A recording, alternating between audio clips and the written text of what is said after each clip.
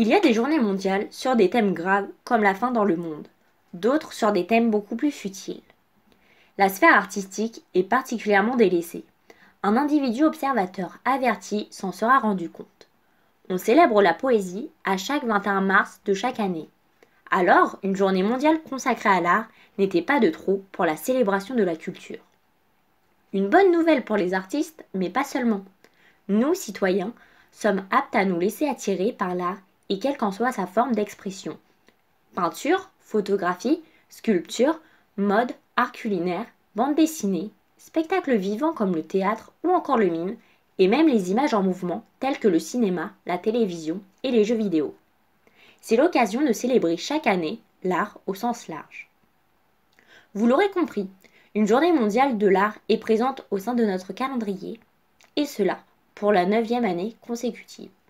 Cette année, cette journée tombe un mercredi, plus précisément le 15 avril, 2020. C'est le jour d'anniversaire de Léonard de Vinci. Né en 1452, si on calcule, il aurait 568 ans. Son œuvre La Joconde, le portrait de Mona Lisa, huile sur bois de peuplier, est exposée au musée du Louvre et se trouve être la plus vue au monde avec 20 000 personnes par jour. Et ce n'est donc pas pour rien si par la même occasion, le 15 avril, on célèbre l'art. Si je vous dis l'art avec un grand A, ça peut ne rien évoquer à certains, tandis que d'autres passeraient des heures à en parler en n'évoquant rien d'autre qu'un hors-sujet. Pour faire simple et rapide, la définition de l'art n'est pas universelle. Il est donc difficile, voire impossible d'en donner une qui satisferait toute la planète. Sans homme, il n'y a pas d'art. L'art naît des sens, des émotions, des intuitions et de l'intelligence des individus.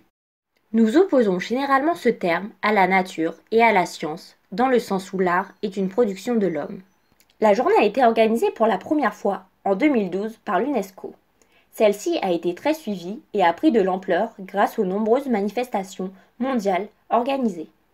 Depuis 2012, le 15 avril se forment de nombreuses activités artistiques et culturelles dans de nombreux pays dans le monde. L'objectif, la promotion et la diffusion des artistes, ainsi que la mise en valeur de la contribution de l'art pour un monde plus développé, libre et pacifique. Chaque année, des manifestations sont organisées autour de disciplines telles que la musique, la danse, la peinture, la sculpture, le spectacle, le théâtre, le cinéma, la photographie et le multimédia. En raison du Covid-19, ces dernières sont absentes. La Journée mondiale de l'art est donc le moment idéal pour célébrer la créativité et apporter de la joie aux autres. Que l'on soit un artiste en herbe ou un acteur plus confirmé, l'idée est de mettre l'art au cœur de nos vies pour ce jour, mais aussi pour les autres. Dessiner une image, composer une chanson, écrire un poème ou une histoire, peindre, créer et envoyer des mail art et même faire la fête. Comme nous ne sommes pas tous aussi doués que Léonard de Vinci, on préfère dessiner plutôt que de tenter de réaliser une structure sur glace. Pour les fans de musée, vu les circonstances de ce confinement en raison de l'épidémie de Covid-19, il est proposé de découvrir les collections depuis chez vous. Après la fermeture de l'intégralité des musées, le catalogue numérique des collections de plus de 500 établissements du monde entier est mis à disposition gratuitement par Google Art Project, et ce, à n'importe quelle heure du jour et de la nuit. La Tate à Londres, le Metropolitan Museum of Art à New York, le musée d'Orsay à Paris et bien d'autres encore s'invitent chez vous. L'occasion de faire une pause culturelle grâce à des visites 3D à 360 degrés pour une immersion des plus totales. S'évader sans mettre le nez dehors depuis son canapé et par un glissement de souris, c'est possible. Pour ma part, le 15 avril, période de vacances, sera rythmée d'une reprise du dessin. Décalquer n'est pas considéré comme du dessin. Et pourquoi pas d'une ou plusieurs visites de collections de musées. C'est gratuit, avec aucun risque de bousculade.